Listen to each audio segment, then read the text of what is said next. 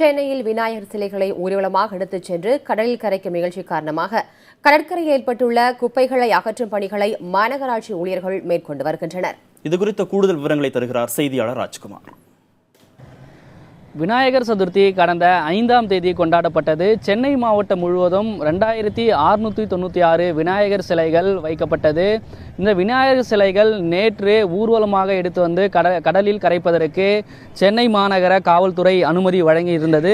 அதன் அடிப்படையில் சென்னை மாவட்டத்தில் பட்டினம்பாக்கம், சீனிவாசபுரம் கடற்கரை, நீலாங்கரை, காசிமேடு, எண்ணூர், திருவொற்றியூர் உள்ளிட்ட 5 இடங்களில் விநாயகர் சிலைகள் கடலில் கரைப்பதற்கு ஏற்பாடு செய்யப்பட்டது.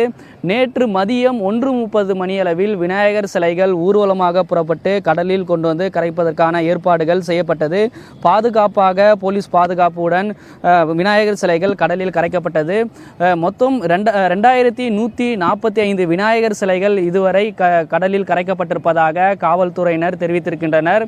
தற்பொழுது நேற்று விநாயகர் ஊர்வலம் முடிந்ததுக்கு பின்பு கடற்கரையில் ஏற்பட்டிருக்கக்கூடிய குப்பைகள் மாசு ஏற்பட்டிருப்பதை அகற்றும் பணியில், சுத்தம் செய்யக்கூடிய பணியில் மாநகராட்சி பணியாளர்கள் ஈடுபட்டு வருகிறார்கள்.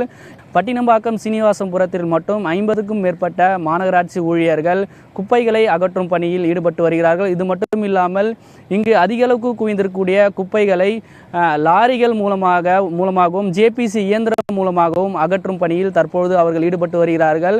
அதே போல இன்றும் கடலில் விநாயகர் சிலைகள் கரைப்பதற்கு காவல்துறை அனுமதி வழங்கப்பட்டிருக்கிறது.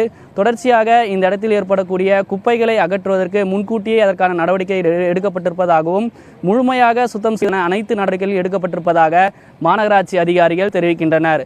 புதிய தலைமுறைக்காக ஒளிப்பதிவாளர் தங்கதுரையுடன் ராஜ்குமார்.